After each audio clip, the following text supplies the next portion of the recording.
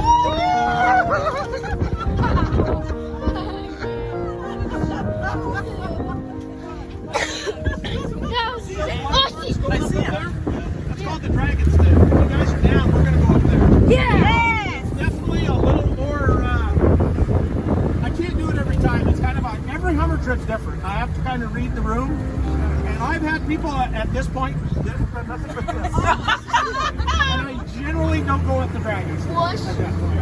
And as long as everybody's doing good, I'm going to take you guys. It's going to take us another 15 or 20 minutes. It's going to put us a little bit later getting out of here, but I'm going to put you, as far as I'm concerned, it's I just, if I can take my guests up there, that's where I like to go. But again, it takes a little extra time. It's worth it. All right, here we go. Woo!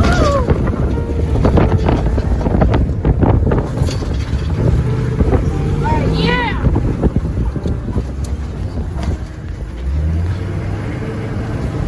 We got some rocks.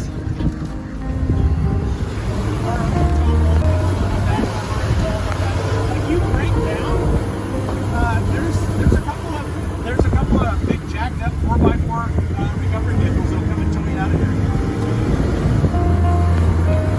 Somebody get out the wood. We got you, buddy.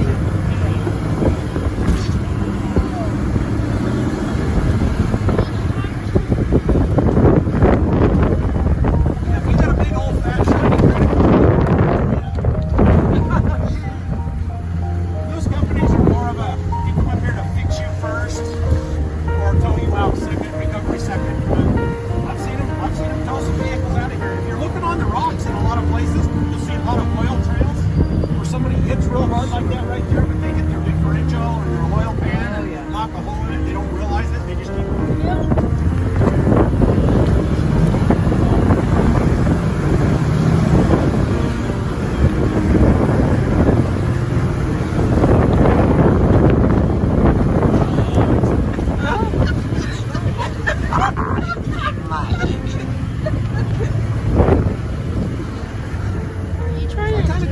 Through the Spanish that came through here. The next group of people that would have come through here and actually been the first people that actually inhabited the Moab Valley would be the pioneers, the Mormons. Everybody's heard of a Mormon, yes? Yep. So they got persecuted in Upper New York and not in New York. So if you think those guys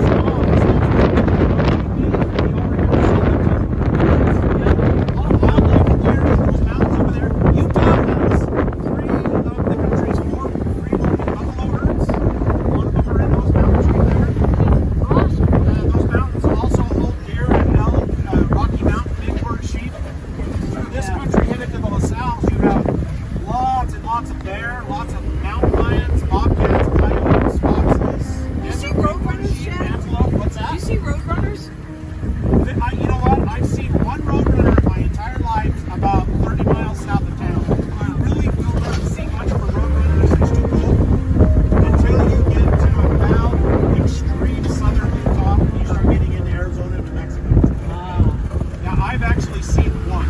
And I was like, what is that thing doing here? It's lost. The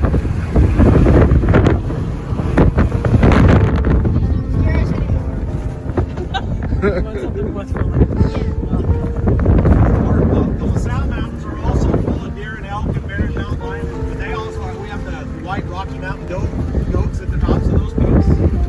So the diversity of wildlife is just as diverse as the land here. We probably have more diversity and more species in southeastern Utah than anywhere in the whole country. Wait, is that like a drop-off over there? Just a little. Well, you won't see many right here for various reasons. The most active reason is just the amount of people that are right here. It keeps everything pushed off of the trails. And most of the species that I've mentioned to you are kind of nocturnal animals. The deer and the elk and the sheep are not, but they bed down, you know, in the daytime, and so it's pretty hard to see them. You don't actually know where they hang out and go to areas to see them. And I actually spent my entire life. I actually was raised in Moab. From the time I could just walk as a little bitty person, my family actually ran a hunting guide service. So I have been very, very extensively deered in every square inch of probably 500 miles of this place. Do they still do hunting guides? Oh yeah.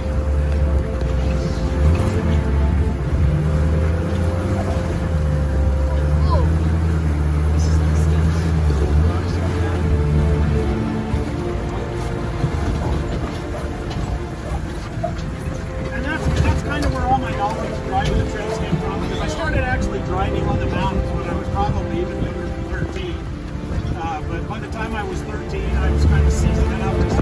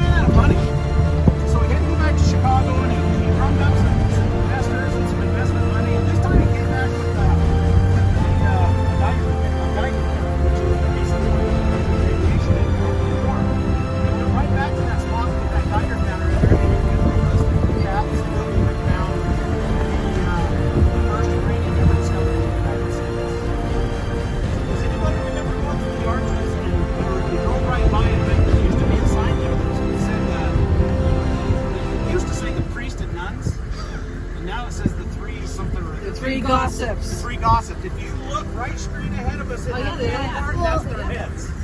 That's the three. Yeah, they used to call it, when I grew up, they call it the priest and nuns. But I'm sure that's socially unacceptable. See it there? Oh, I see him. Yeah. What? You can't see them in the hood. You see the three little... Yeah. Potash. So what that is down the Colorado River